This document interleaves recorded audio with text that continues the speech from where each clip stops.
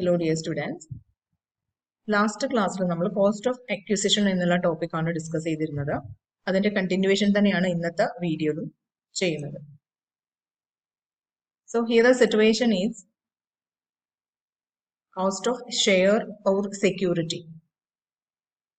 2018 budget മുതലാണ് equity share അല്ലെങ്കിൽ സെക്യൂരിറ്റീസിന്റെ സെയിൽസിലൂടെ ഉണ്ടാവുന്ന long term capital gain taxable ആവുന്നത്. So any long-term capital gain arising from the sale of equity share and securities, it has become taxable in the budget 2018. So this rule is applicable for the transaction made on or after April 1st, 2018. ഇപ്പോൾ 2018 April 1 അതിന് ശേഷമോ വരുന്ന എല്ലാ ട്രാൻസാക്ഷൻസിനും നമ്മൾ ഈ പറയുന്ന rule applicable ആണ്.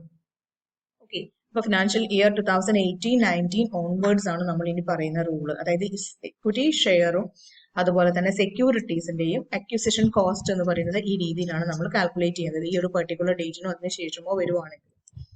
So to calculate the long term capital gain on shares and securities, cost of acquisition is determined by using the formula.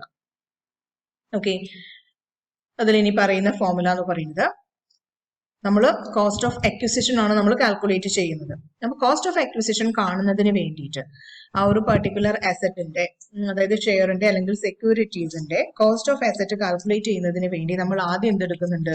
The cost of acquisition of the asset will be higher of the following. അതായത് നമ്മൾ ഇനി പറയുന്ന ഈ രണ്ട് കണ്ടീഷൻസിൽ A and ബിയിൽ ഏതാണോ higher അതായിരിക്കും അതിന്റെ കോസ്റ്റ് ഓഫ് അക്വിസിഷൻ എന്ന് പറയുന്നത്. അതിലെ ഫസ്റ്റ് ആസ്പെക്ട് ആണ് the actual cost of acquisition of the asset. അപ്പൊ ആ അസറ്റ് അക്വയർ ചെയ്യുന്നതിന് വേണ്ടി എന്താണോ ആക്ച്വൽ കോസ്റ്റ് വന്നിട്ടുള്ളത്, that is the first figure. Then രണ്ടാമത്തെ ഫിഗർ എന്ന് പറയുന്നത് ഇനി പറയുന്ന രണ്ട് ഫിഗറിലെ ലോവർ ഏതാണോ അത്. അതായത് fair market value of the asset on January 31st, 2018. 2018 January 31 അല്ലെ, അന്നത്തെ അതിന്റെ market value, fair market value എന്താണോ അത്. ദെൻ രണ്ടാമത്തെ കണ്ടീഷൻ എന്ന് പറയുന്നത് total amount received at the time of selling of equity shares or equity mutual fund. അപ്പൊ ആ ഷെയർ അല്ലെങ്കിൽ ആ മ്യൂച്വൽ ഫണ്ട് സെയിൽ ചെയ്യുന്ന സമയത്ത് നമുക്ക് എന്താണോ ടോട്ടൽ എമൗണ്ട് റിസീവ് ചെയ്തത്. അപ്പൊ ഫെയർ മാർക്കറ്റ് വാല്യൂ അല്ലെങ്കിൽ actual amount received, which is lower, ആ ലോവർ ഫിഗർ ഏതാണോ അതും എടുക്കുക. അതുപോലെ തന്നെ ആക്ച്വൽ കോസ്റ്റ് ഓഫ് അക്വിസിഷൻ എന്താണോ അത്. ഇതിൽ ഏതാണോ highest value, that is the cost of acquisition of shares and or security. Clear ആണല്ലോ? അപ്പം കോസ്റ്റ് ഓഫ് ഷെയർ ആൻഡ് സെക്യൂരിറ്റീസിന്റെ കേസിൽ നമ്മൾ ഇനി പറയുന്ന ഈ ഒരു ഫോർമുലയാണ് നമ്മൾ ഇവിടെ ഉപയോഗിക്കുന്നത്. അപ്പോൾ നമ്മൾ രണ്ട് കാര്യങ്ങളാണ് നോക്കേണ്ടത്. ഒന്ന് ആക്ച്വൽ കോസ്റ്റും പിന്നെ ഫെയർ മാർക്കറ്റ് വാല്യൂ അല്ലെങ്കിൽ അതിന്റെ ആക്ച്വൽ എമൗണ്ട്, ഇതിൽ ഏതാണോ കുറവ് അതും ആക്ച്വൽ കോസ്റ്റ് ഓഫ് അക്വിസിഷനും. ഈ രണ്ട് ഫിഗറിൽ ഏതാണോ ഹയസ്റ്റ് അതായിരിക്കും cost of acquisition of the shares or securities. Okay, then അതിൽ നമുക്ക് ചെറിയൊരു ക്വസ്റ്റ്യൻ ഡിസ്കസ് ചെയ്യാം. അപ്പൊ ഈ ക്വസ്റ്റ്യനിൽ പറയുന്ന കാര്യം, mister Varun bought equity shares on 15th December 2016 for rupees 10,000. Fair market value of these shares was rupees 12,000 as on 31st January 2018. He sold the shares on 10th May 2019 for rupees 15,000. What will be the long-term capital gain or loss? ഇതാണ് നമ്മളോട് പറയുന്ന question എന്ന് പറയുന്നത്. അപ്പൊ നോക്കാം നമുക്ക് എങ്ങനെയാണ് ഇത് സോൾവ് ചെയ്യേണ്ടതെന്ന്. അപ്പൊ ഇവിടെ പറയുന്ന ഒരു സിറ്റുവേഷൻ എന്ന് പറയുന്നത് ഇക്വിറ്റി ഷെയർ വാങ്ങിച്ചിട്ടുണ്ട് 2016 ഡിസംബർ 15-ന് 10,000 രൂപയാണ് കൊടുത്തിട്ടുള്ളത്.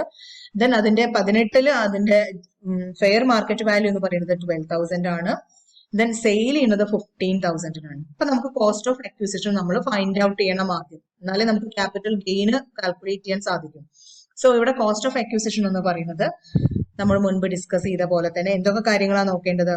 ഒന്നാമത് നമ്മൾ ആക്ച്വൽ കോസ്റ്റ് ഓഫ് അക്വിസിഷൻ നോക്കണം അല്ലെ. ഒറിജിനൽ കോസ്റ്റ് ഓഫ് അക്വിസിഷൻ എന്ന് പറയുന്നത് 10,000 ആണ്. ദെൻ പിന്നീട് നമ്മൾ രണ്ടാമത്തെ കണ്ടീഷനിൽ നമ്മൾ നോക്കേണ്ടത് ലോവസ്റ്റ് വാല്യൂസ് ആണ്. അതായത് അതിന്റെ ഫെയർ മാർക്കറ്റ് വാല്യൂ ജാനുവരി 31, 2018-ന് ആ ഒരു സെക്യൂരിറ്റീസിന്റെ fair market value that is 12,000. Then അതിന്റെ സെയിൽസ് പ്രൈസ്, അത് സെയിൽ ചെയ്യുന്ന സമയത്ത് നമുക്ക് റിസീവ് ചെയ്ത എമൗണ്ട് എന്ന് പറയുന്നത് 15,000 ആണ്. ഇതിൽ ഏതാണോ ലീസ്റ്റ് അത് അല്ലെ, അതുമാണ് നമ്മൾ എടുക്കുന്നത്. Okay, so cost of acquisition എന്ന് പറയുന്നത് ഇവിടെ 12,000 വരും, ദെൻ 10,000 വരും. സോ ഹയർ ആണ് അല്ലെ. ഈ രണ്ട് ഫിഗറിൽ ഏതാണ്, അതായത് 1 and 2-ല് ഹയസ്റ്റ് ആണ് എടുക്കുന്നത്. അപ്പോൾ ഒറിജിനൽ കോസ്റ്റ് 10,000-ഉം ദെൻ ഇവിടെ ലോവർ വാല്യൂ എന്ന് പറയുന്നത് 12,000 ആണ്. അപ്പൊ 12,000. So higher of these is 12,000. So 12,000 will be the cost of acquisition of shares in this particular case. അപ്പൊ നമ്മൾ ക്യാപിറ്റൽ ഗെയിൻ കാൽക്കുലേറ്റ് ചെയ്യണം. അപ്പൊ നമ്മളിവിടെ കോസ്റ്റ് ഓഫ് അക്വിസിഷൻ കണ്ടുപിടിച്ചു. ഇനി നമുക്ക് കാണേണ്ടത് എന്താണ്? ക്യാപിറ്റൽ ഗെയിൻ ആണോ ലോസ് ആണോ എന്ന് അറിയേണ്ടത്. So it will be sales price minus cost of acquisition. അവിടെ വേറെ എന്തെങ്കിലും രീതിയിലുള്ള കോസ്റ്റ് ഓഫ് ഇംപ്രൂവ്മെന്റോ വേറെ ഏതെങ്കിലും, അപ്പൊ ഇവിടെ നമുക്ക് ഷെയർ ആണ്. അപ്പൊ അതുകൊണ്ട് തന്നെ നമുക്ക് എന്താണ്? സെയിൽ പ്രൈസ് ഉണ്ട്, കോസ്റ്റ് ഓഫ് അക്വിസിഷനും ഉണ്ട്. സോ അത് നമ്മൾ വേറെ ട്രാൻസ്ഫറുമായിട്ട് റിലേറ്റ് ചെയ്തത് ഒന്നുമില്ല, വേറെ എക്സ്പെൻസ് ഒന്നും പറഞ്ഞിട്ടില്ല. So sale price minus cost of acquisition. അപ്പൊ നമ്മൾ അത് മൈനസ് ചെയ്തു. ഇവിടെ സെയിൽ ചെയ്ത സമയത്ത് കിട്ടിയിട്ടുള്ളത് എത്രയായിരുന്നു? അത് 15,000 ആണെന്ന് പറയുന്നുണ്ട്. ദെൻ അതുപോലെ തന്നെ കോസ്റ്റ് ഓഫ് അക്വിസിഷൻ നമ്മൾ ഫൈൻഡ് ഔട്ട് ചെയ്തത് 12,000 ആണ്. ഓക്കെ, അപ്പം ഫുൾ വാല്യൂ ഓഫ് കൺസിഡറേഷൻ നമ്മൾ അത് മൈനസ് ചെയ്തു. അപ്പൊ നമുക്ക് 3,000 ആണ്. In this case the